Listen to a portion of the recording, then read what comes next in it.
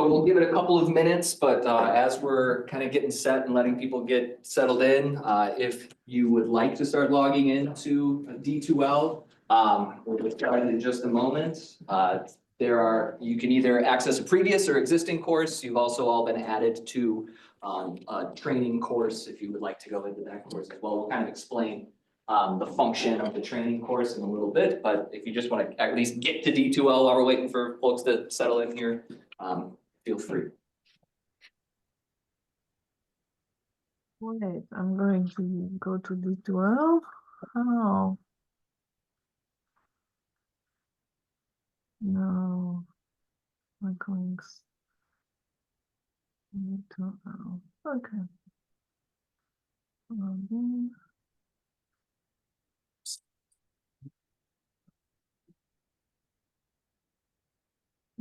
Okay.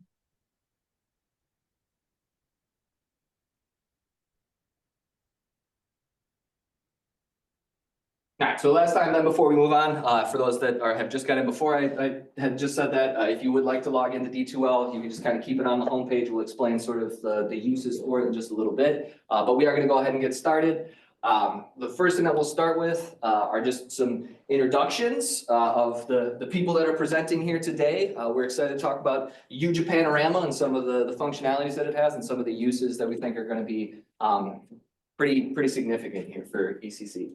So Ryan, I'll let you start. Hi everyone, I'm Ryan Karp. I am an instructional technology and accessibility coordinator with distance learning.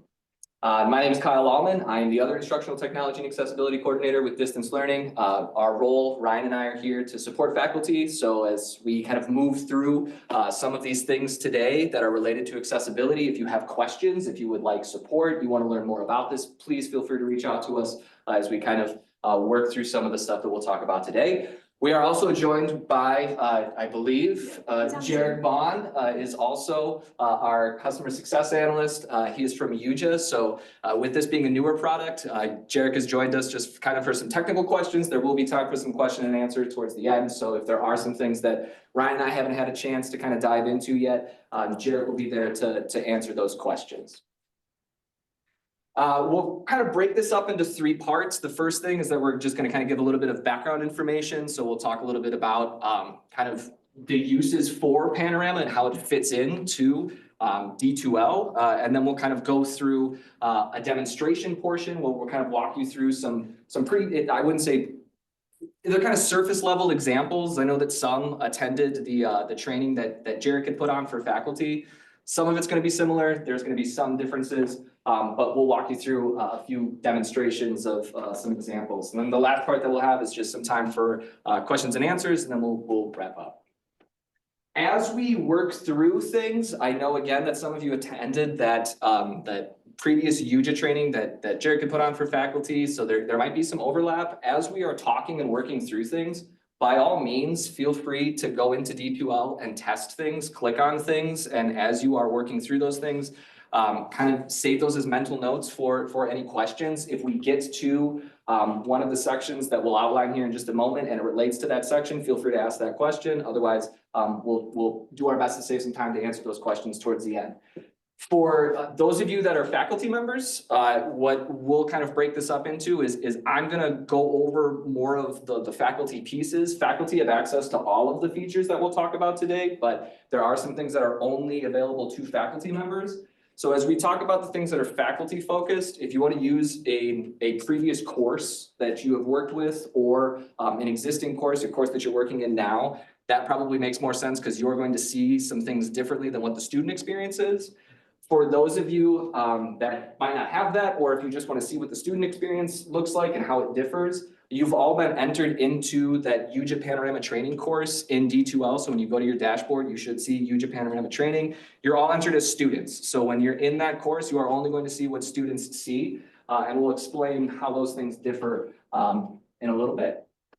So kind of the whole title of the presentation here relates to YuJa Panorama and how it can support universal design for learning and how it makes things simpler. And so universal design for learning focuses on three things: engagement, representation, and action and expression. And what that means is it provides a flexible method to access, engage with, and demonstrate their understanding of content. And I like that term flexible more than multiple means of those things, because I think sometimes with UDL and Universal Design for Learning, it becomes this like, I need to list all of these different things in my course in order for me to be doing Universal Design for Learning, and that's not always the case. It's just kind of a flexible pathway for how that student interacts with content, understands that content, and then demonstrates what it is that they know. And a good example that's always used with universal design is the curb cut effect, or the curb cut method would be that in the sidewalk, you have a curb cut. That curb cut was designed for a specific purpose. However,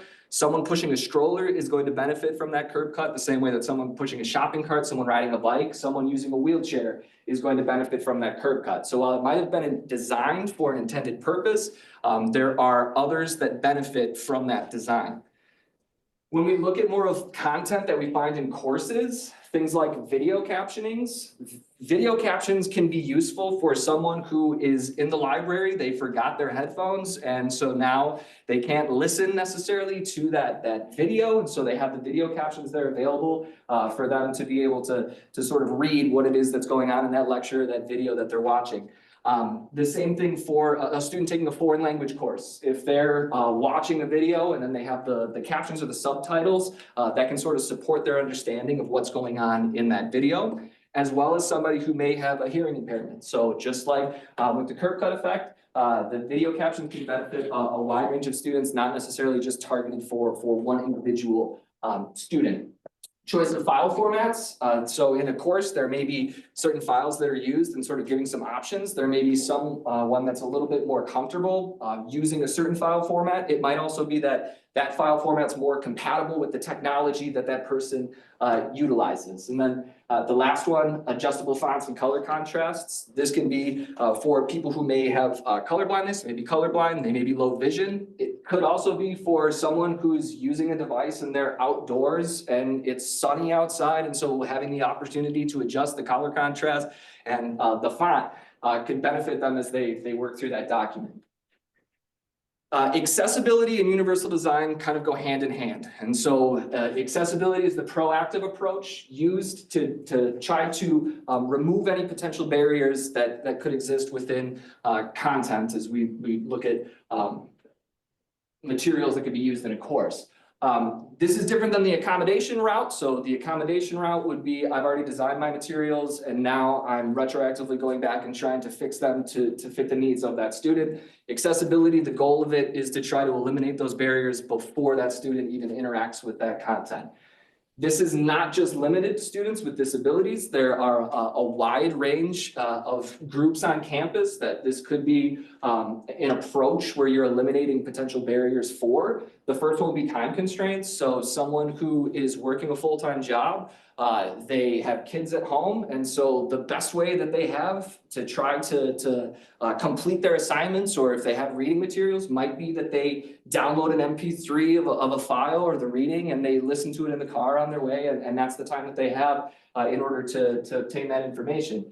The second could be limited technology. So whether that's, internet access at home or just understanding of technology. Some might like to have the opportunity to print off the PDF, bring the PDF home, and now they can read the PDF at home because of the constraint of technology. Neurodivergent learners, so those with dyslexia, ADHD, autism spectrum disorder, there may be certain things within a course and certain flexible pathways that they choose in order for them to understand content and then demonstrate their understanding. Language barriers, and then sensory impairments. So sensory impairments, we kind of look at like your hearing impairments, those with visual impairments. And I bring this up and focus on the bottom part here of assistive technology, because when we get into some of the features that Panorama has and some of the things that are used to remediate and some of the things that it flags and says, hey, these are things to fix, a lot of them are focused on assistive technology, because those things can present significant barriers to those that have those sensory impairments. It's showing you that these are the things that we need to fix in order for it to be compatible with that assistive technology. And there are a ton of different types of assistive technology. Just yesterday, Katrina Probst and Eric Young did a whole presentation on that, 4 different types of assistive technologies, but just wanted to set the stage there because what we look at in here's how to fix this or here's what to fix is typically related to the compatibility with assistive technologies. So YuJa Panorama is an integration within D2L that was just turned on at the beginning of this semester, just a little bit over a month ago.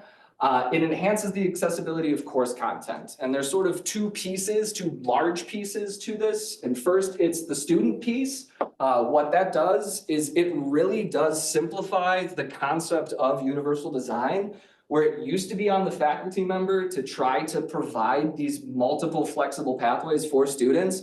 Students can now click on this with just a click of a button, and they can generate these different file formats that may suit their needs. There's also a widget that Ryan will show a little bit later on where it can do the same thing, but with web page content. It's just more of that personalized experience that now the student has to fit their needs. The second piece, and this is what I really want to stress throughout the presentation, is that one of the huge benefits of YuJa Panorama is that it is an awareness and an educational tool. I would try to avoid it as a gotcha tool in any way. That's not what the intent and the purpose of it is. When you see a report or a number next to that piece of content, it's not intended to say, hey, you don't know what this is. It's an awareness piece. And what that helps with Ryan and I a lot with is that we can run a billion trainings, but everyone's content and everyone's course is very unique and nuanced. And so having the ability for something to go in and say, hey, this is the file you're looking at, here's the fixes that you need for this specific piece of content, that is extremely helpful in terms of, I don't know what this means, and then now that's a way that you could reach out to us if there's still additional information that's needed, but kind of approaching it again with an awareness and a guidance piece. A couple things to note.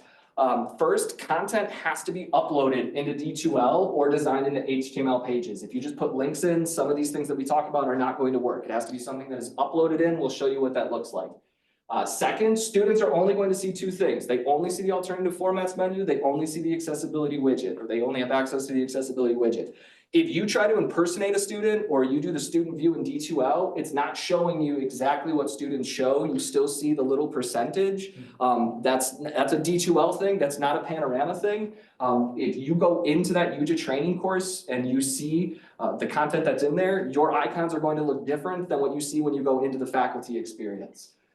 Next is that depending on the size of the file, it might take it a little bit longer to generate. So as you're either generating alternative formats or you're uploading something and waiting for the accessibility score to pop up, depending on the size of that file, it might take a little bit of time for that. And then again, this was just turned on in January, so still learning a little bit.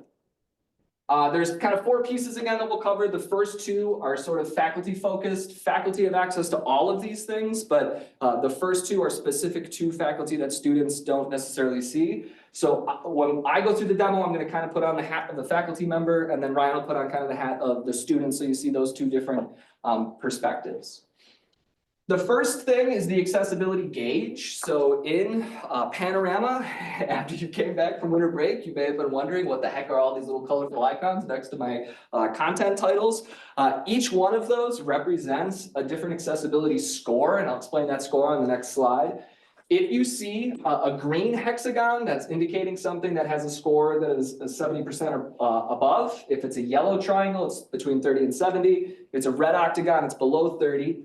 The only icons that students will see are going to be the blue circle and potentially the gray circle. And the grayed out circle would be if you have elected to disable that format. We'll show you the cases for that. Think of foreign language courses, and we'll explain how those things can be disabled or enabled. But the only 2 things that a student sees are the blue and the gray. Faculty will see the colored icons then.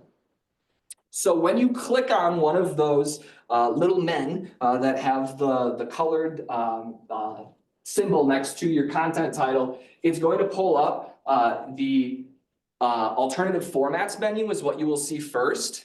That is the only thing that students are going to see. What faculty will see is right above that. There's a larger panel that says accessibility report, and you'll see a percentage.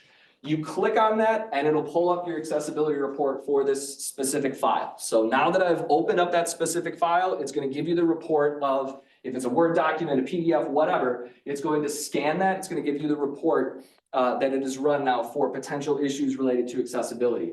The first thing is that it shows you how to fix. So there's kind of two things where you can use for how to fix some issues. Number one, the fix issue button means that you can fix this directly within that document. It's going to remediate, or it's going to make those fixes, and it's going to apply it directly to that document. If it says how to fix, or what we're seeing a little bit more is learn more, and I'll again walk you through an example. There's a learn more icon. It's going to give you the directions and the steps for how to fix that within your document, and then you would have to re-upload that. So it's not something that Panorama can fix right away in that document.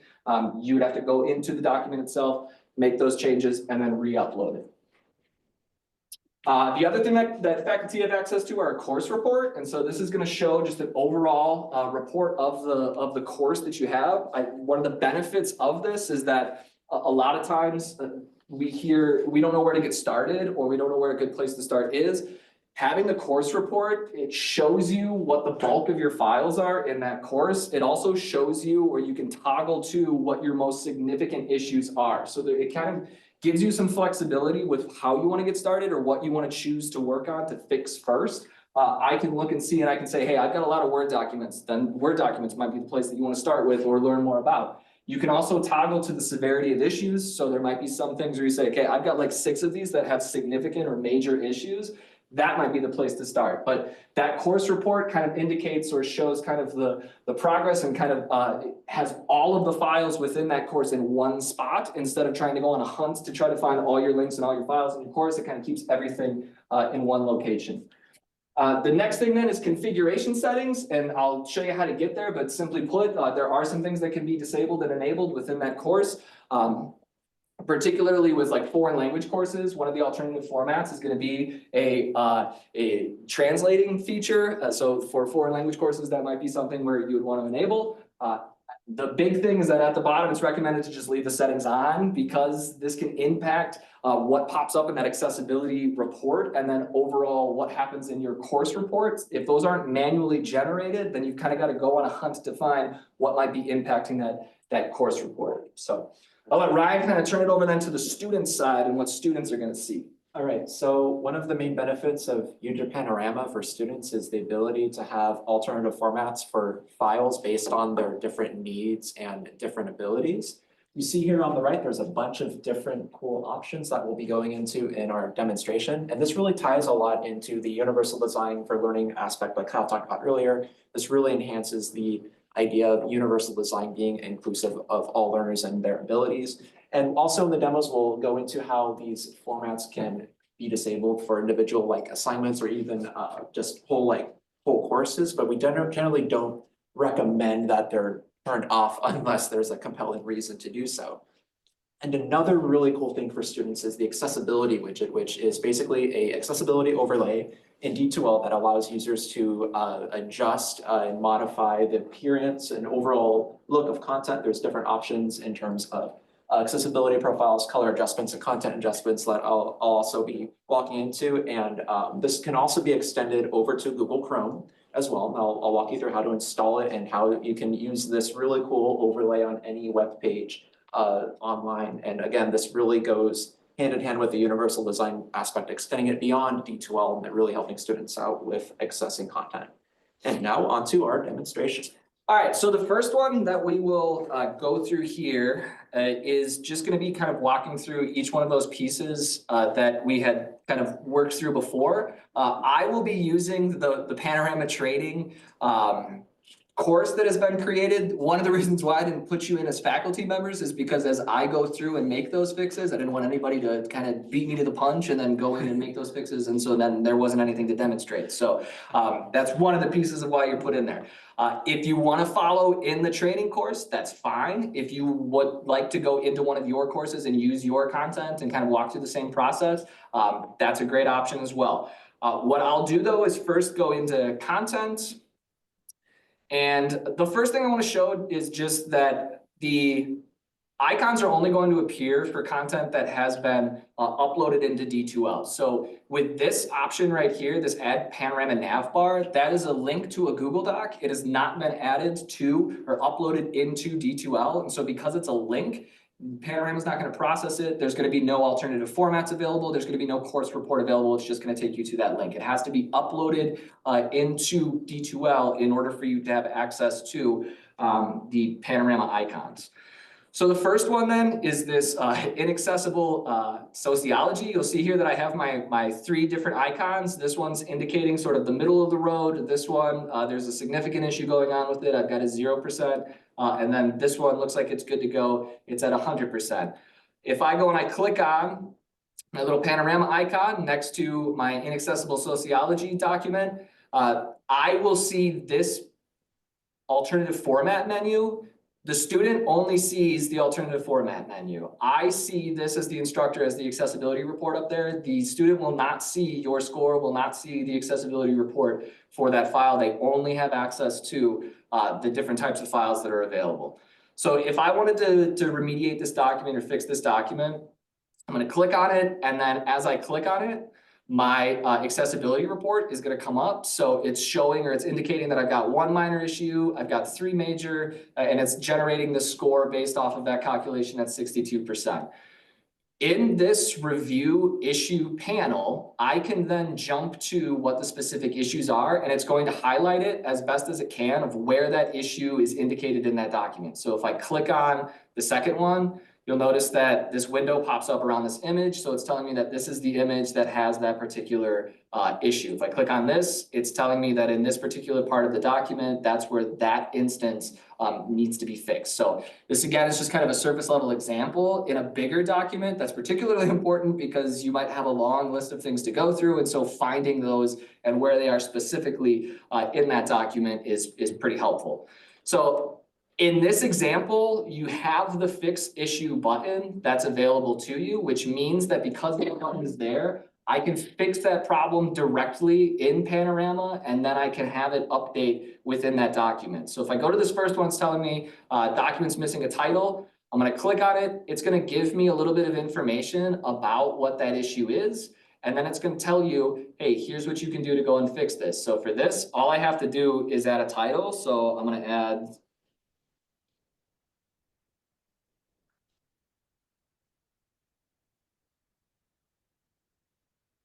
as my title, and then I'm just going to click add change.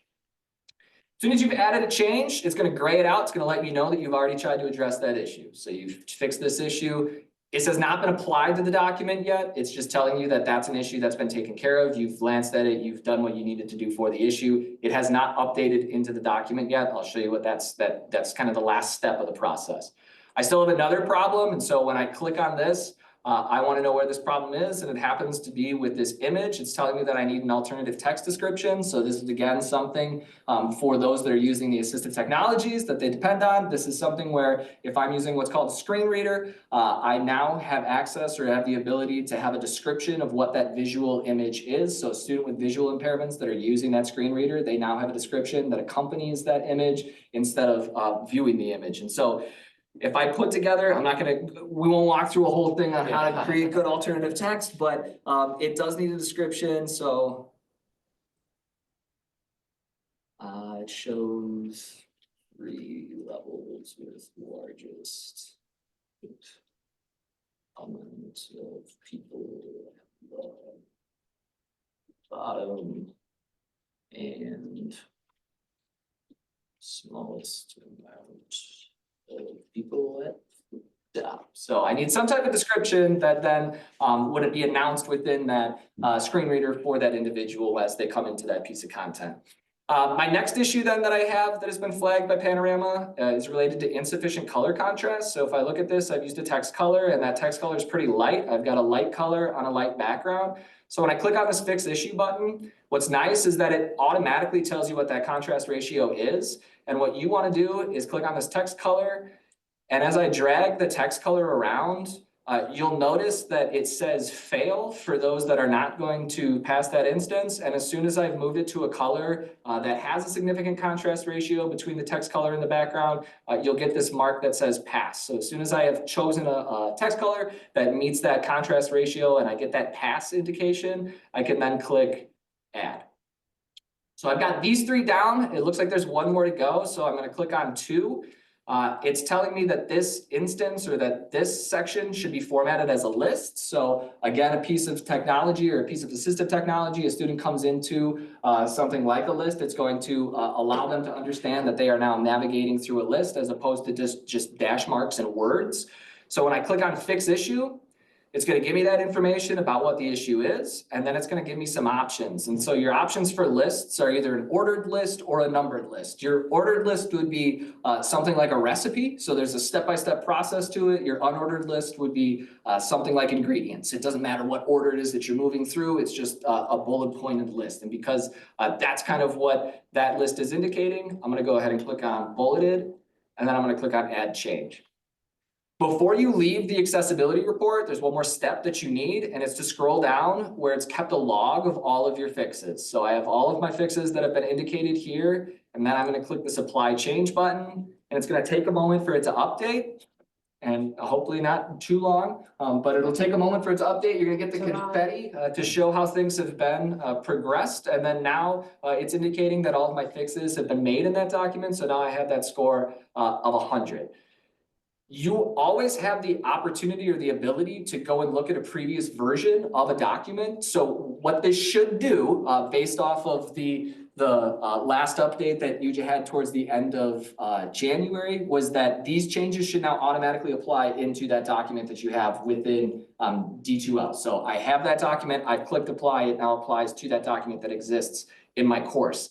If something happened with that, where there was an error or something and you needed to restore the previous version, that's always an option. You just have to click on this update document, and then you can go to version history. And then I would be able to go to my previous version that I had, and then I could restore that version. So if there is something where it's changed something and something has gone wrong for some reason, you don't like the way that something has been changed and uploaded into D2L, when you click on those 3 dots next to update document, you do have the opportunity to restore that document. And that's why you can only do this to documents that have been uploaded to D2L rather than linked within?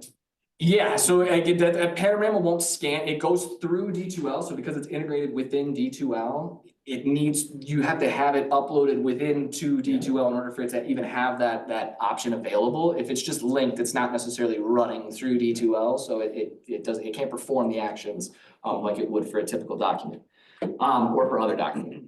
My next one that I'll show you then is going to be a PDF example. So in this one is indicating a 0%, which would be a significant problem. And the reason why, again, this is a significant problem is because it's telling me that this is an untagged PDF. And so the user that is relying on a screen reader, if it's untagged or if it's unscanned, a PDF just comes in as a singular image to them, so it's not going to come in as any content. We see those words, but there hasn't been anything that's been processed to individualize or to recognize those characters or those words for that user. So in this instance, I'm going to click on this.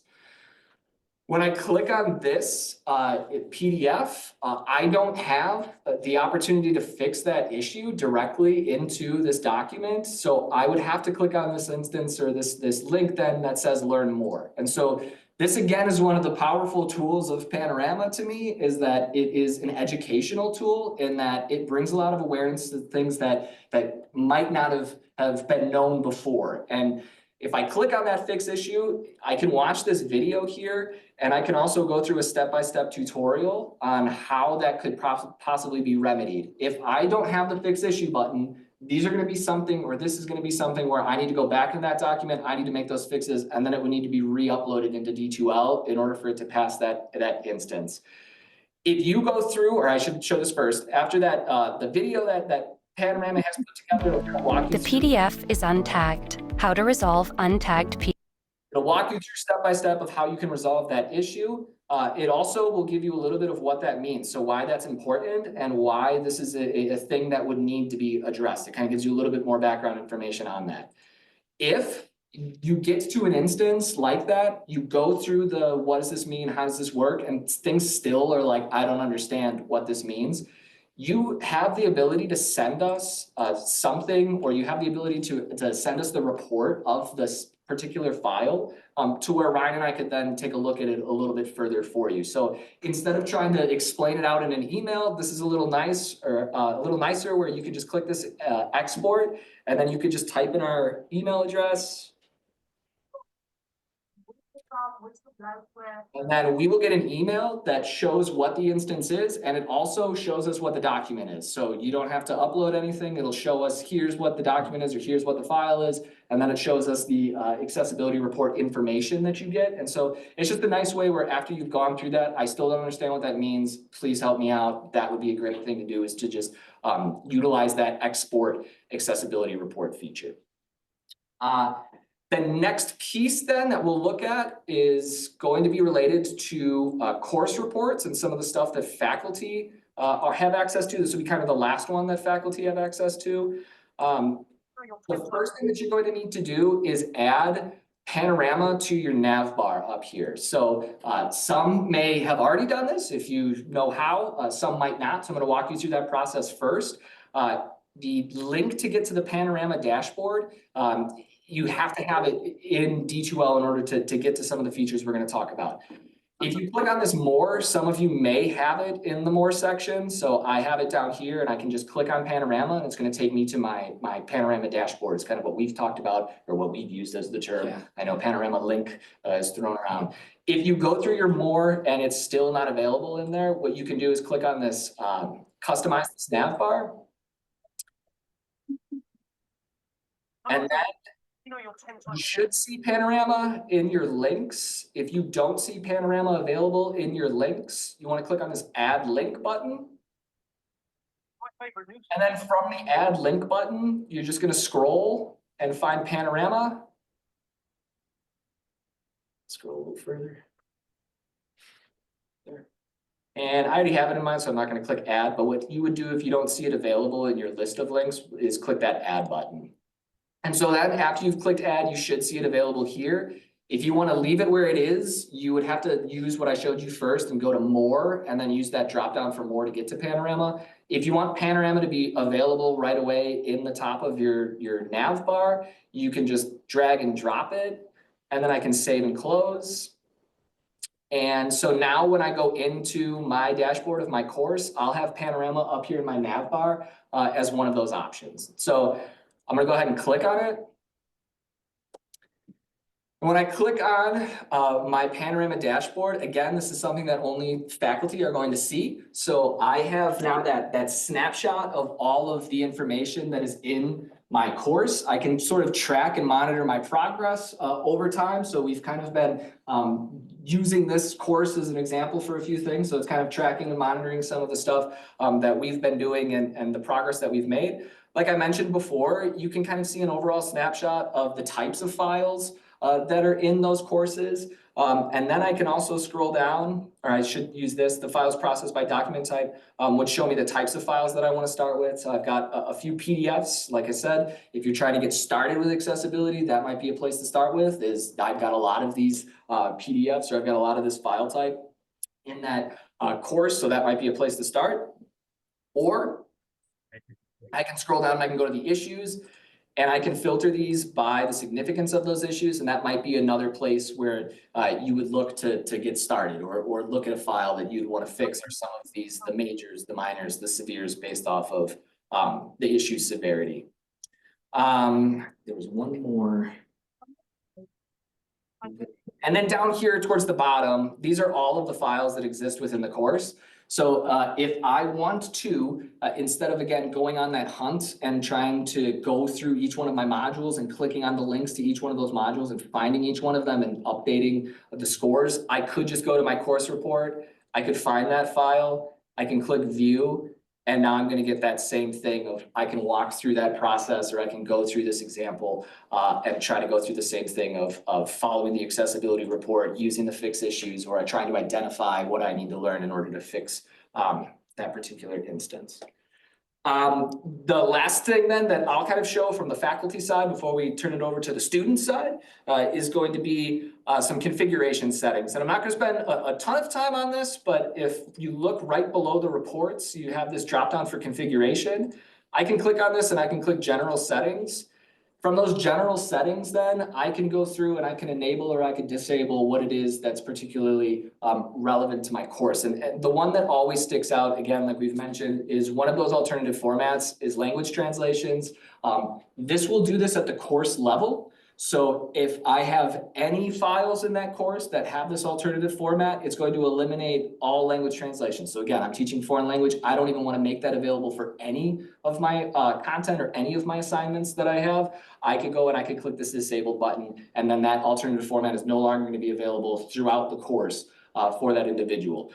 For some of these other pieces, again, like we said before, we would recommend leaving these enabled because it can impact sort of the course report that you have, and you would have to manually generate the accessibility reports, and so it can kind of skew some numbers and you might have to go and individually find those files to get an accurate report. The LMS designer elements, we're not going to jump into today. This is something where as you're building content, you can learn, but for a future panorama training, we'll be diving a little bit more into this. From the general settings though, these things can be disabled from your panorama dashboard. So that is kind of it for the configuration settings and for what the faculty member sees. Ryan's going to kind of walk you through now what it is that the student would see or the student would have access to. So this might be a good one to go into that YuJa training course that's been created and sort of walk through those examples as Ryan goes through them. All right, thank you very much, Kyle. And we're going to go ahead and talk about alternative formats. So going into the alternative formats module here, you'll see the little man in the triangle here in this instance. If we click on that, that opens up our alternative formats menu, and just look at all the different options we have here. We have just so many options for students to choose from in terms of being included in universal design and enhancing that. So if we go into the immersive reader, this is one feature that it has, and we can have the text played. Course name assignment number 1. About me do. So you heard the assignment read. That is a cool feature of that. And then we can even change voice settings too. So you can make it really fast or really slow if you really need it to read it slowly. And then we can also remove this. Go into text preferences here, change the text size. You see it gets large, and then we can make it small and even increase spacing as well between the both the letters and the words, and also change the font, themes, etc. And then it's also cool. You can even highlight certain things. So it can highlight nouns or things and highlight adjectives and such too. Line focus right here in the options is really good, I think, for people who may have like ADHD or dyslexia, to specifically focus on like one line of text instead of just being overwhelmed with a huge body of text and they don't even know like where to go to read. So that is really neat to have there as well. Let's go ahead and go back here to the alternative formats menu. Let's go ahead and go into the gradient reader. This one's really cool. You can see here how the course name is like in blue, but then it goes towards black, and then it goes towards red, and then back to black, and then back to blue. Again, this really helps with just the readability of the text to help a student figure out where exactly they are in a text, especially if it's like really long, if they're like reading a research article, for instance, or if they're reading a chapter from a book that's been uploaded to D12, that would be really useful. So we can also go into settings here, change the color shift. We can even change like the base color and the secondary colors here. Can go ahead and hit apply to that, and you see how it's like pink now and red. So you can do that kind of stuff there as well. Let's head back here, and perhaps one of the coolest features I would think on here is the language translation feature. So you click on that, and then we can go all the way down. We're going to choose Spanish here. There's so many different languages here. It's really, really cool. Going down to Spanish here. And it offers us many different options. So translated source file, that would be like the Word document specifically, since this is a docx file. Also translated PDF, text file, gradient reader, EPUB, and even audio podcast. So we can have this even like read out to us in Spanish, but we'll go ahead and hit the gradient reader here. And you see how it translated it right to Spanish. And you can see it right there. It's very nicely done. Can go back here and head into another file. Now you may notice when I click on this, you may have noticed OCR formats, and you may have noticed, man, or may have thought, man, what is OCR? What is that? What are all these formats here? Well, OCR, it stands for optical character recognition. And what it does is it helps convert images with text in them into machine encoded text that can be read then by assistive technology such as screen readers, and that's immensely useful for students who rely on those things. So also something to keep in mind with this, even though it's great, it's very useful, it may not always be 100% accurate. So it's important to verify that it's indeed accurate. We can click on the OCR immersive reader here.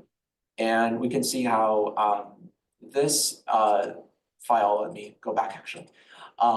This file is a PDF file, right? This is an image. This would not be readable by like any sort of screen reader whatsoever. The student, so if a blind student was trying to access this file as it is right now, they would not be able to access any of the information, and they would find no use in that. So if we go back here to, I lost it, sorry. Okay, there it is.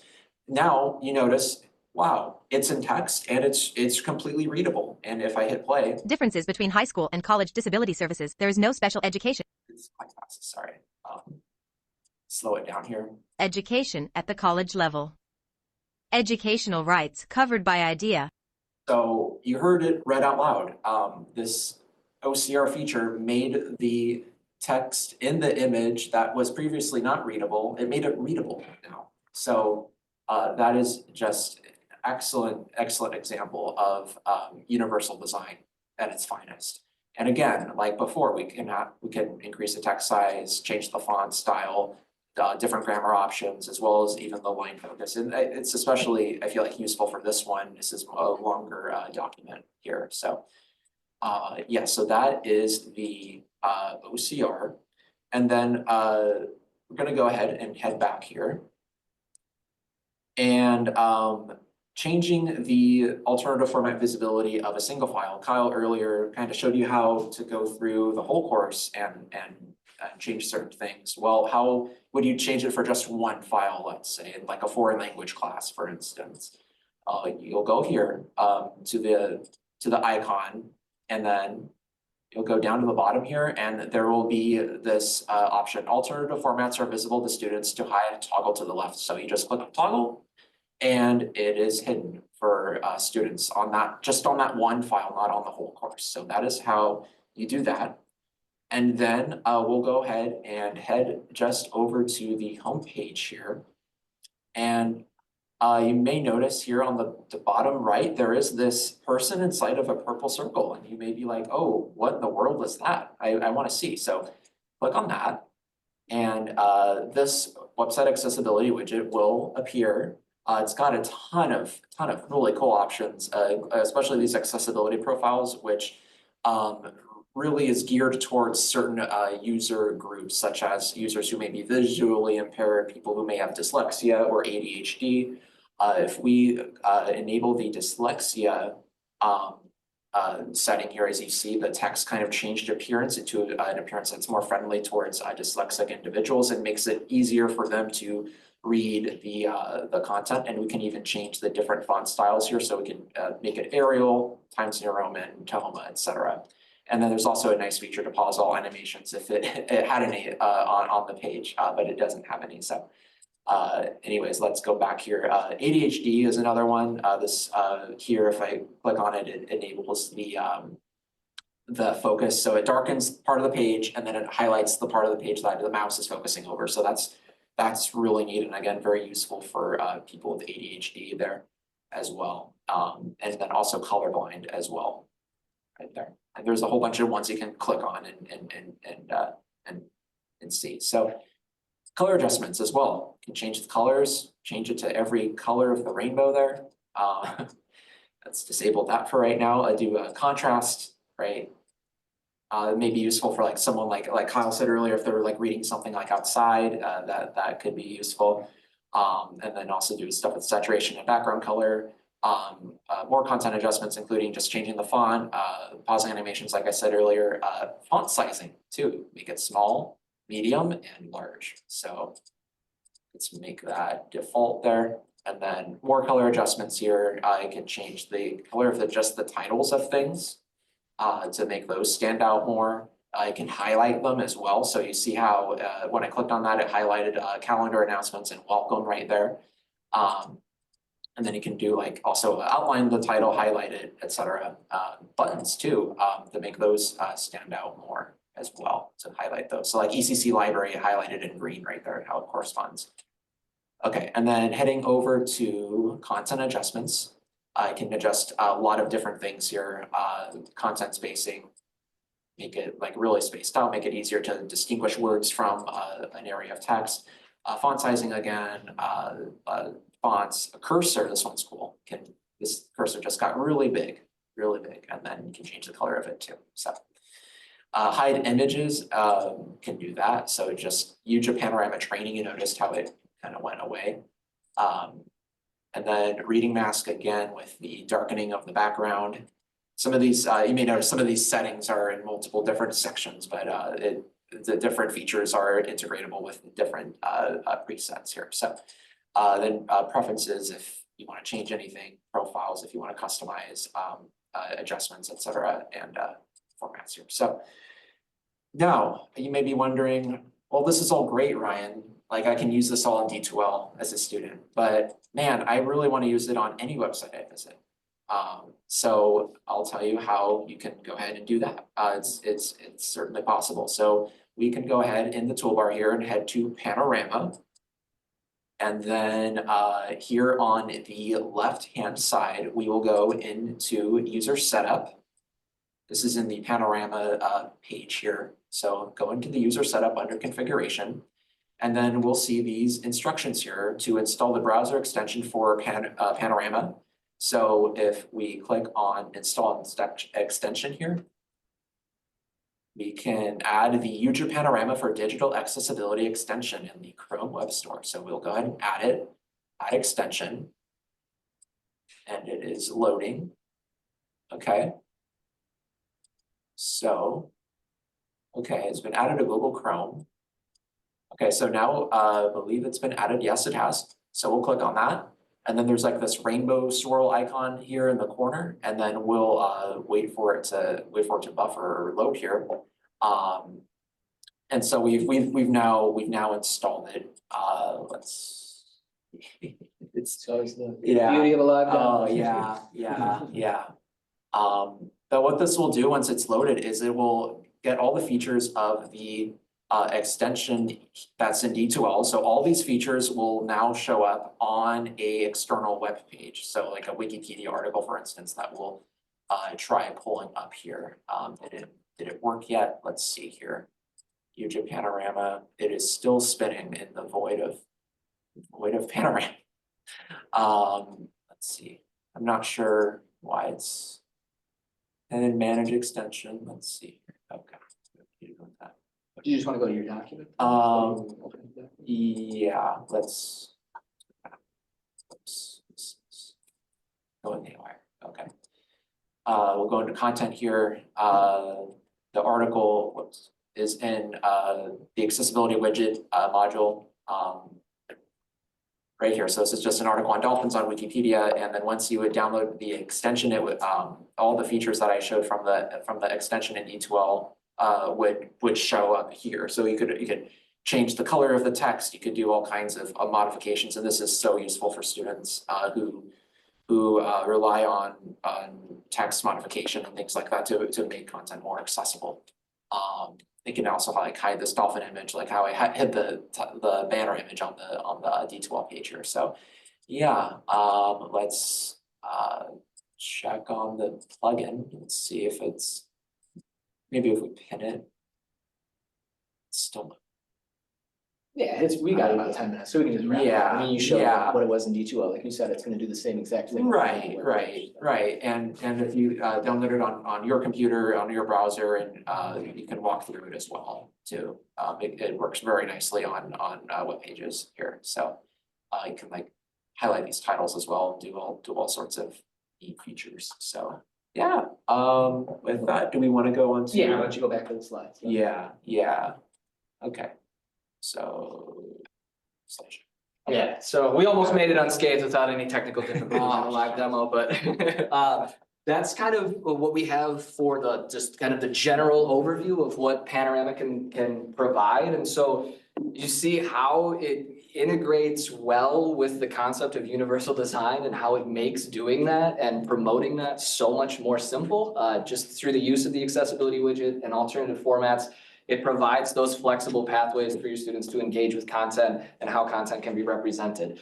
Again, that's kind of Panorama. We'll open it up for questions. If there are any questions, if there are Zoom questions, feel free to shout them out, but we'll open it up. I have one related to you talked about the OCR tool and how it's not 100% accurate. Right. Theoretically, a student that uses that won't be aware of any of those inaccuracies when they're going through it, unless it's very egregious. So I guess the question would be, what is the solution? Other than the person, faculty member or whoever is uploading those documents, using every single tool themselves to first check if they're working Yeah. correctly, and then how do you remedy a PDF that isn't your content? Yeah, you kind of hit the Pandora's box of the one issue Right. that kind of has, I think, presented the largest issue. And I think it's because you get that 0%. And so it is something that can't be fixed right away and doesn't have an easy solution to it. Mhm. It'll walk you through an Acrobat Pro. Not everybody has an Acrobat Pro license. There is a guide in there that I put into one of the modules that says PDF remediation guide, that shows you how it can be done with a Word document. So it could be you saving it, and then there's something where you need to click on that allows it to be tagged within Word, and then you could re-upload it. The best thing that I can say right now for that like tagging process would be something that you could reach out to Ryan and I about, and I can't guarantee that that's gonna be like a, hey, send it over to us, we'll be done with it in 20 minutes. PDFs, depending on the size of them, can take a little bit of time, but you kind of hit the one big outlier issue that we've kind of run into is, yeah, that's one where we would kind of need to be able to use the software that we have access to be able to tag it properly. But the OCR is nice just in a pinch, like you said, like if it's a better option than that student has approached that document and it's in their screen reader, it's just going to read blank, blank, blank, blank. At that point, there is the OCR where they can pick out the words. And again, I know that's not the accessible approach. The accessible approach would be ensuring that the document has been tagged properly and scanned properly before it gets uploaded. If that answers your question. Yeah, it does. Thank you. Do we have any other questions or anything from the chat? Nothing in the chat.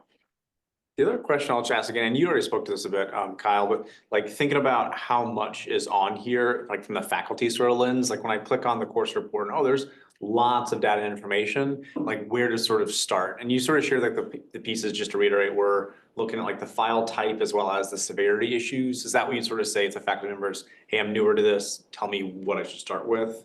We haven't really worked with anybody yet to the point of like, hey, let's use Panorama as our guide to start that process. I just, in looking at this, feel like that's a good place where those conversations could begin. So I think it's dependent on the faculty member, it's dependent on the course. They might have a particular instance that they want to learn more about, and it might not even have to do with the course reports, but just again, as a back pocket tool of like, hey, I don't know where to start, I don't know where to get. Okay, let's pull up your course report, let's take a look together at your course report. And well, with anything new, it takes a little bit of time to click through things and learn more about whatever's there. But yeah, I would say that it's just kind of there as the guide and where do I start, or what are my biggest issues, or here's my course report score and I don't like it. What can I do right now that's gonna fix that score overall? Yeah.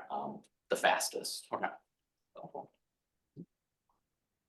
All right, so then you gotta click on the PowerPoint. Oh. Computer. Yeah, it's got a note Okay. there. And then now it should. Pop up. Yep. So then in that slides or in the slides, we have some resource links. So I know that just going through a 1 hour session and listening to us talk isn't gonna cover everything. So there are some links that have been provided by or that come from Panorama, as well as some things that we've created. These are all resources that are also in that course. So if there is anything that you want to reference, you have access to that D2L course, should have access to the slides. So these links are there and available for you so that if there is anything that pops up or anything that you want to learn more about, that is there for you. So those are just resource links. Again, you can get to them through either the slideshow or they're the same links that are within the D2L course. And the slides will be posted on the CEDL site sometime next week, Okay. along with the recording of the session. Perfect. At some point, we don't have a date that's been locked down yet, but in conjunction with Global Accessibility Awareness Day, which is around May 15th, which is around where the semester ends. So we want to try to put it before that just a little bit, but as soon as we have a date locked down, we'll share that information with you. But in conjunction with that, we'd like to do some type of a day of remediation where we can use Panorama and kind of go through courses and have Ryan and I available to where we can just pull up course reports and just try to knock out files and try to improve scores and kind of track that and see how high of scores that we can get across campus. So as soon as we have a little bit more information about that, we will share that. Here is our contact information. That is the Ryan and I, and then we also put the support for YuJa. So if there is anything where you just want to go straight to YuJa, if there is an issue and you want to be able to share that with them, that is the information, or that is the email address to contact support. So then they would be able to identify your issue and get back to you. If there is anything that you've seen in the presentation today, or as you go through Panorama and you're clicking through things, you want to learn more about stuff, you want to kind of dive into the course reports like we had talked about, that's our contact information. Please feel free to reach out to us. We're more than happy to work with you. And then just some future trainings. Next Thursday, we are going to do a Panorama training that is specific for student-facing groups. So TRIO, student success coaches, academic advisors, those that work with students. We're going to kind of show the pieces that Ryan had focused on, not necessarily the faculty pieces, but those alternative formats and the accessibility widgets, so that those folks have a little bit more information and understanding of it that they could share with students that might benefit from that. We also will continue to run some sessions related to universal design and YuJa Panorama. So we'll kind of take some feedback from this and kind of make some tweaks, but it'll be similar to this, but just an opportunity for us to get together and kind of go through Panorama. And if questions arise or you want to dive into something, those sessions will be available in March. And then the last one, in April, we're talking about accessibility in D2L. So not just Panorama, but some other things that we can do within D2L that support accessibility, universal design. And that is all that we have for you. So there is a link within that presentation. I know that they'll be shared at a later time, but whenever you get a chance, before we get to our next Panorama trainings in March, it'd be helpful just for clicking on that link and just any feedback that you can provide. So thank you all. Thank you both very much. Thank you. Tammy said such a powerful tool. Thank you, Kyle and Ryan, for presenting this workshop. Thank you, Tammy.